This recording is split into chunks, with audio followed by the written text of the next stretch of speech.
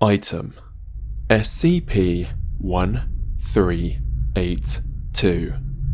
Object Class Euclid. Special Containment Procedures. SCP-1382 is contained off-site at coordinates Lake Michigan.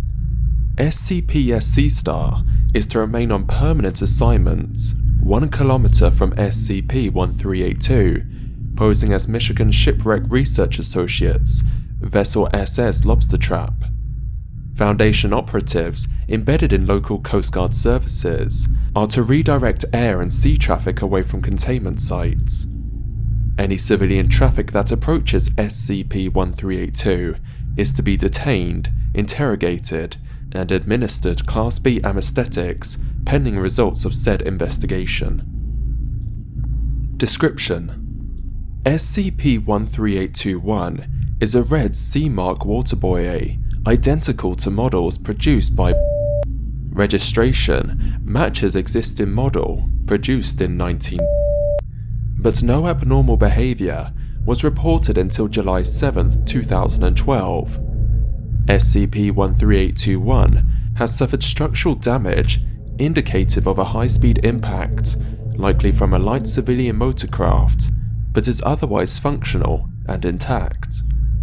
The Foundation was alerted to SCP-1382 after a pattern of missing persons reports led them to its coordinates.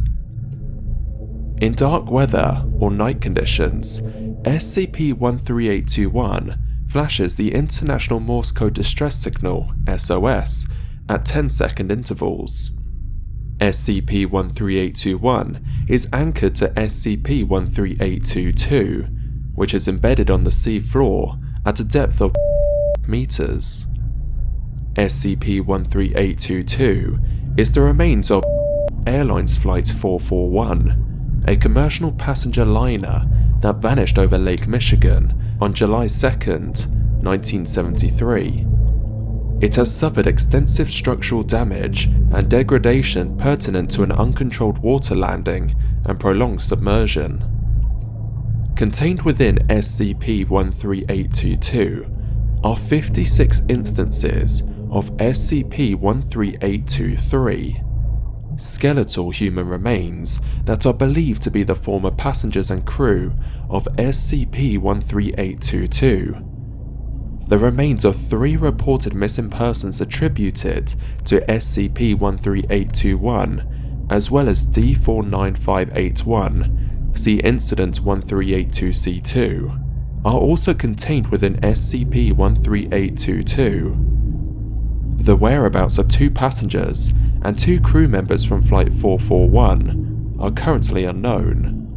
When SCP-13821 becomes active, all instances of SCP-13823 animates, register a temperature of 37 degrees Celsius or 98.6 degrees Fahrenheit on thermal imaging scanners. Early observations suggested that SCP-13823 was reliving the crash of Flight 441. The majority of SCP-13823 appear distressed and assuming crash positions in their seats. Continued observation has revealed a number of discrepancies, and it is the conclusion of Dr. Salvia that the passengers were distressed by the events occurring parallel to the crash, and not the crash itself. Subject 1, SCP-138231, rises from the pilot seat and appears to be fending off an unknown attacker before slumping over 13822's control panel and ceasing to move. Subject 9 drops to its knees and holds up its arms, in a posture suggesting supplication and/or a prayer. Subject 12 attempts to push its right thumb into the left eye socket of Subject 13, seated adjacent. 13 offers no resistance, but appears to be screaming. Subject 18 leans over the back of its chair, grabs hold and attempts to consume the left hand of Subject 19, managing to dislodge and swallow the distal and intermediate phalanges of index and middle fingers. finger bones can be seen inside number 18's ribcage. Subject 19 appears to be screaming, while Subject 20 seated next to it assaults number 18 with its bare fists. Subjects 22, 23 and 24 are gesturing to the left side passenger window. Their motions suggest that something is on or near the wing of the plane. Subject number 44 and 45 overpowers subjects 46 and 47, both juveniles estimated to be 8 and 6 years of age respectively, and begin to consume them. Subjects 53, 54 and 55 are identified as reported missing during a 3-month period previous to the discovery of SCP-1382. Each is in a state of decay applicable to their environment and length of time submerged. When animated, all 3 express confusion and distress at their surroundings and at the decayed condition of their own bodies.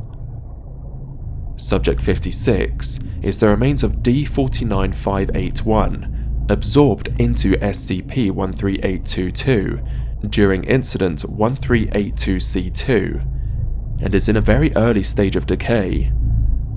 Subject 56 expresses confusion and distress at its surroundings, as well as a greater self-awareness and none of the repeating actions demonstrated by other SCP-13823s. Subject 56 has made several efforts to escape SCP-13822. So far, it has attempted escape through an open window, communicate with nearby SCP-13823s, and run or swim to the emergency exits. Each attempt has been unsuccessful in the time allotted. Requests to contact and/or remove number 56 are pending approval. After 13 seconds of activity, all instances of SCP-13823 turn to face SCP-13821. They remain in this position until SCP-13821 ceases its SOS, at which point they collapse and become inert.